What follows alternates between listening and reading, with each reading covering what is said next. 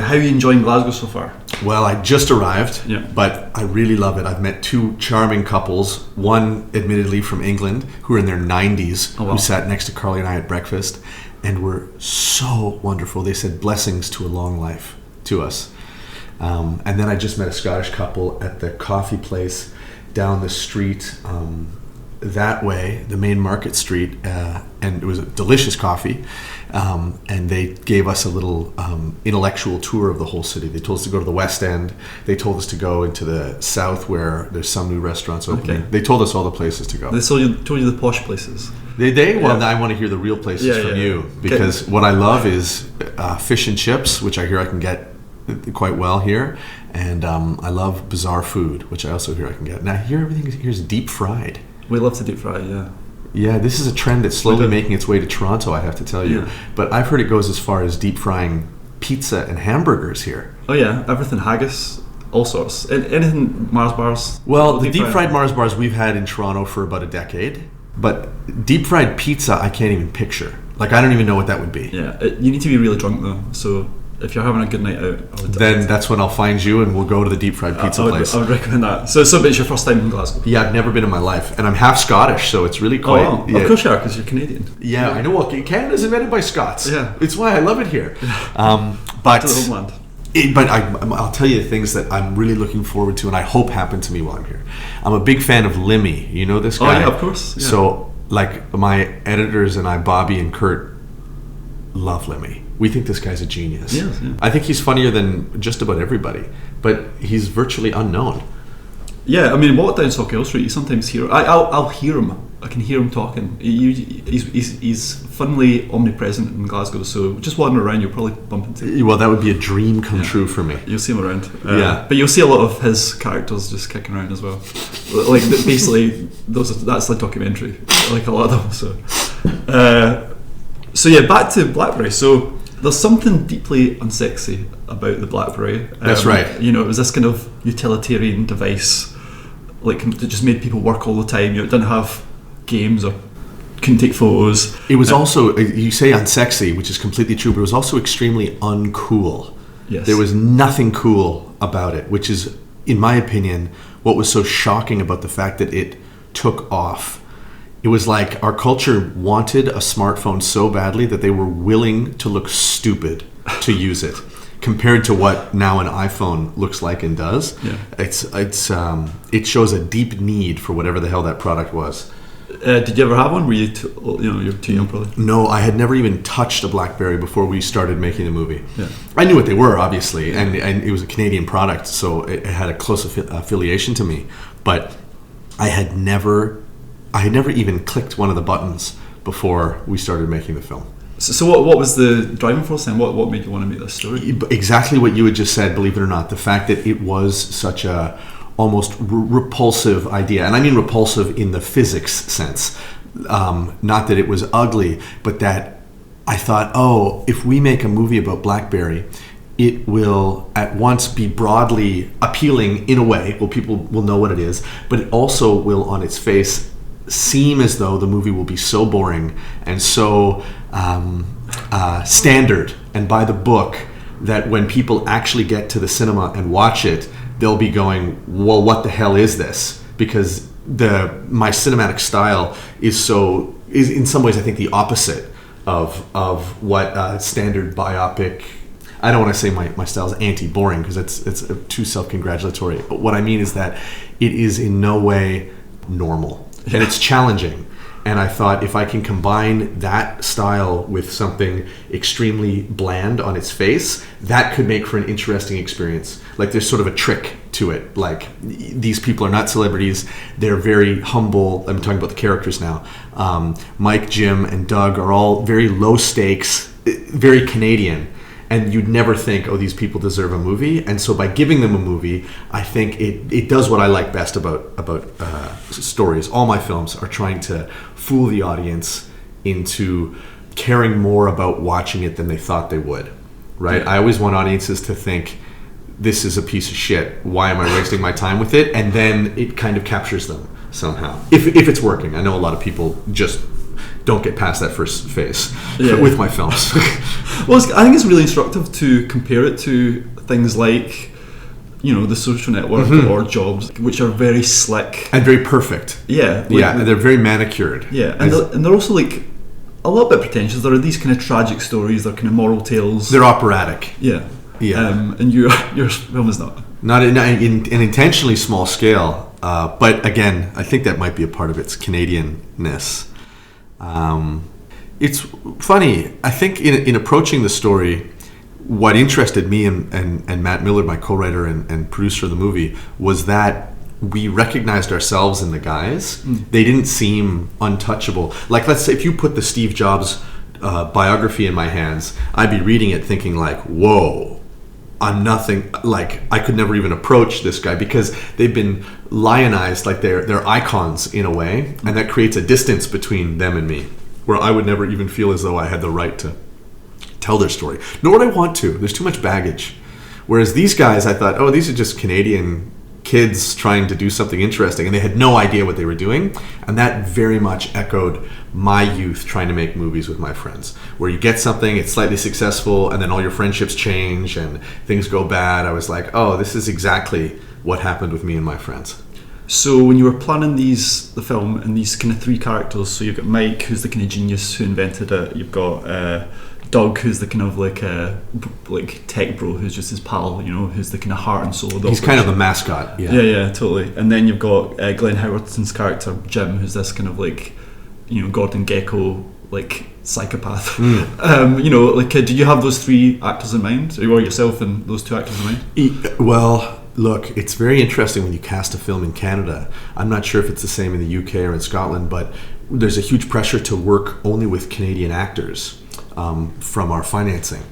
And so we always wanted Glenn to play this role, but it was very difficult for us to convince our partners that we could get an American to play it. So yes, but we didn't think we were going to be able to get him because he's an American and not a Canadian. And so when we were finally able to convince everybody that he was perfect, it was like I think I sent him the script, he read it, and then the next day he had agreed to do it. Like, he saw what we saw, which is that he was just perfect for this. It's like the character was written for him, and it was his idea to shave his head. It was his idea to like go as far with it as he did. I did very little directing with him, very little. He just came, did his scenes. He knew everything. He was extremely serious. I think a lot of people don't realize that Glenn began as a Juilliard actor. He was never intending to be a comedian. And his career has taken him to a place where people think of him strictly as a comedy-first actor. And the fact is, he is, in my opinion, way more suited for serious drama. He takes his work so seriously. Like, no mistakes, like new ideas every single time. Most focused, most dedicated guy on set. It was unbelievable to watch. And people don't realize, I have a feeling that he's going to have a long dramatic career after this, at least I'm hoping, and I think you're going to see a lot more interesting stuff from him, because that's what he wants. Yeah. That's what he wants to do. But he does also have this kind of quality of, he channels darkness, he's got that in him, Well, he can't not be funny. Yeah. That's what I said. He was like, well, I'm not doing this funny at all, and I'm like, you don't understand. People are going to think this is hilarious, and I'm not sure how you feel, but to me, every word that comes out of his mouth, I'm like, this is the funniest shit I've ever seen in my life. Like, him losing it, him becoming so desperate, the decisions he makes. Even though he's playing it all for drama, I think he's the funniest guy in the movie. The style of the film is also pretty interesting, because it's almost flying the wall. You get the impression that there's just somebody around the corner peeking around the monitors to see what's going on, which again is also very different from like things like The Social Network or Jaws, which are super slick, right? Kind of like you say, operatic style. So how did you come up with that aesthetic? Well, I've been using that style since I began. I was a huge fan of documentary filmmaking when I was younger, and specifically like very handheld. Like there's a Penny Baker movie called The War Room, which charts the Clinton original campaign to become president, and that was a huge inspiration for my friends and I, like that shooting style. Other kind of era documentaries we watched a lot of. But even before, like I really liked like Haskell Wexler movies. I really like the Orson Welles movie F for Fake. If you've ever seen it, that's probably my favorite movie ever made. And I think what I've always been trying to do is use documentary grammar to trick audiences into feeling that something is actually happening as opposed to it being staged. On set, we always use the term found rather than placed. Like, we want everything that the audience sees to seem like the cameras found it, as opposed to the filmmakers placed it and then showed it, right? And I don't know why that is. I think that in some ways it's a distancing technique for myself to be a little bit less perfectionist about the actual making of the film, because I feel very free by the idea that the camera can randomly capture something that I could never have thought of. But also, I think it protects me from an ego point of view, because it means that there isn't as much pressure on me beforehand to know exactly what it is that I want, because I'm not very good at conceptualizing how I want my films to be before I see them. I'm much better at reacting to them, and that's a real weakness of me as a filmmaker, but I'm trying to turn it into a strength, where I try to create an environment where it's literally chaos happening and the cameras are doing whatever they want. I'm not telling the cameras, go here, go there. Like, they're following their own intelligence, and we're always shooting two cameras at the same time. And so then it gives me and my editors the freedom to then see what's been selected and go, okay, now that's really compelling and that's really compelling. And then we just try to cut only the compelling stuff back to back. So it began, this technique, as an homage to the documentaries that my friends and I really loved. But now it's become, I think, a really useful tool. I'll tell you another thing it does really well, and this is a great tip for young filmmakers, and that's that when you're on set, you're trying to shoot coverage, which is, you're normally trying to shoot wides, mediums, and close-ups. And those are typically different setups. So you'll shoot your master, and then you'll do a take or two like that, and then your medium, and then your close-ups, and those are separate moments. But with us, the zoom lenses and this filmmaking style allowed us to finish every single scene in 4 or 5 takes total, because at any moment when the actors really transform, or maybe they bring up their energy, we can go into a close-up instantly. Yeah. And so we can start in our wide, and once we feel like we've got it, we can transform the shot mid-take, and that makes it a lot easier to shoot on a low budget. A lot easier. But you would never think that when watching it. You don't think of it as a time-saving technique. It also sounds a little bit like Robert Altman, his style of, like, you know, capturing people off guard. And yeah, huge influence. I would say Altman, especially some of those crazy troop movies that he made, are a huge influence, specifically around how we were shooting the engineers in this movie, like the other people at Rim 1, how those are all filmmakers, those are all Toronto filmmakers who are playing those engineers. And the idea was, how can we make it seem like this is an actual engineering department and these guys actually know each other and they're actually friends? So miking everybody and shooting them just randomly, obviously very stolen from Altman, like very, very stolen. I think it's actually a really honest film about capitalism, you know, because you've got, like I say, Glenn Howerton's character, you know, is this ruthless figure, but his style is actually quite useful, because without him, Mike would still be in the basement. There'd be nothing. Yeah. There'd be nothing. But also, there comes a point where capitalism just gets too greedy.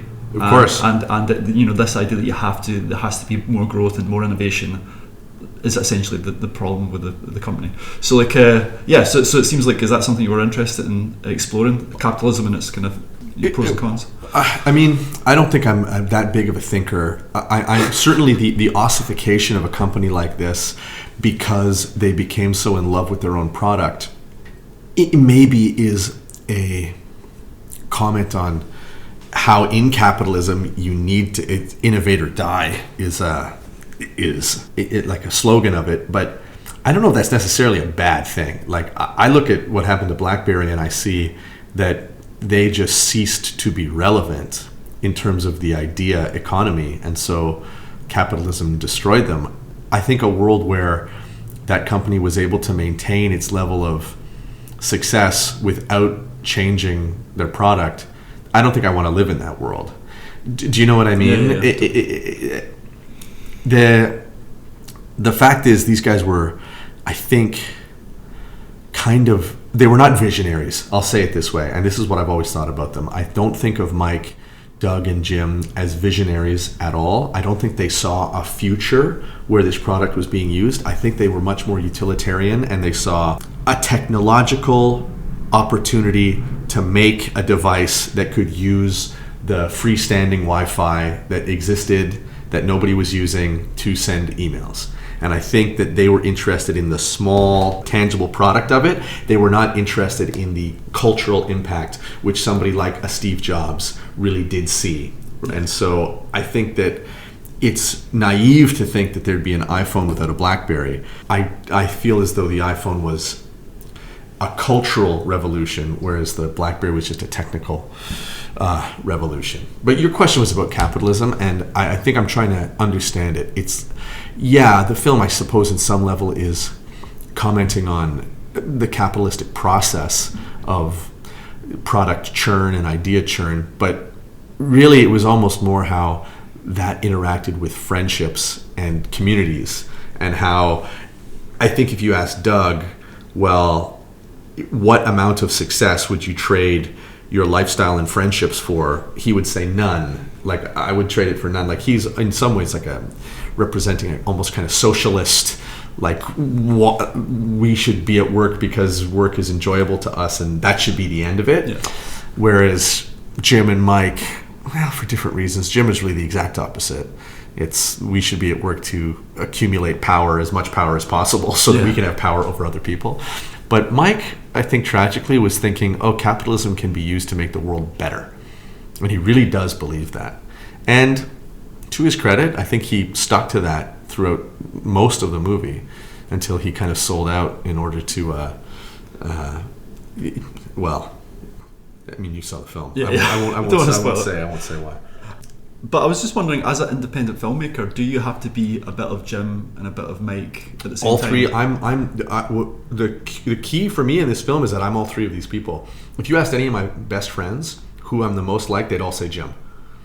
They would all say that. That's not very nice. But look, I look at Jim and I think, you said it yourself, these guys aren't going anywhere without Jim. Yeah. And the sad reality that not a lot of people want to face in terms of the filmmaking world is that to make movies is incredibly painful, and you need to push people to do things that are not what you would do at a normal job. It's why I make movies only with my friends, because in order to make things that are this handmade and this specific, because we spend a lot of time making these movies, a lot of time.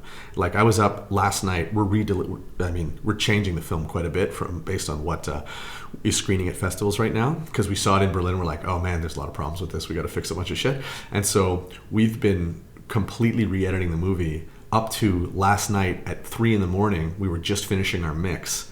And that's our whole team all sitting there watching the mix, making changes live. Me here, I was in Ireland last night, but logging in, and this is like, everybody needs to get back to their lives. But we've been working on this movie more or less nonstop for almost a year. And in order to do that, you need to be kind of, do or die. You need to be very Jim Balsley. You just need to be. Otherwise, like, Doug's not getting anything done. Yeah, but you also need to be Doug a little bit, because you must be. You need to be. It needs to be fun, and you need to enjoy your job. And you need to be coming from a culture and a shared culture. And for me, a huge amount of my work is coming from a shared place of fraternity, and I'm trying to bring the fraternity of making the work into the work. And so I'm trying to have art imitate life in specifically in this movie, where you're watching the BlackBerry engineers build a product, work together, and really be friends and have camaraderie that is an echo of what's happening in the actual process of making the film. Because I don't think it wouldn't seem real. Like, it wouldn't have that same energy if on set everybody hated one another and we weren't really getting along, etc., etc. Yeah. But I believe sincerely that the problem with this company is that these three central philosophies got out of balance. That the idea to make the world a better place, the idea to work to accumulate power, which actually is not necessarily bad in my opinion. Like, Jim's philosophy of look, we need to be the best. We need to actually do this. We need to bring it to market. There's a great quote by Guy Kawasaki, who is a engineering philosopher at Apple in the 80s and 90s, I think. I'm probably getting that wrong.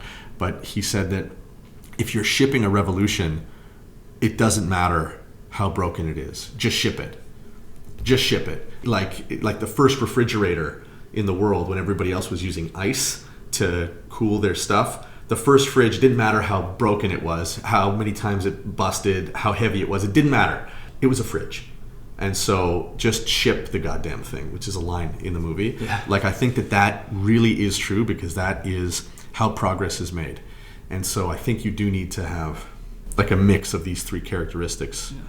That's my philosophy anyway. I was going to say, actually, you haven't contacted them? Have they seen them? No, they haven't seen it at all. They were all interviewed for the book that we optioned, and they participated in the book, but none of them have seen this. But my sneaking suspicion is that Jim is really going to like the film. Yeah. Like, I think he's going to see it and be like, oh yeah, I'm a movie star.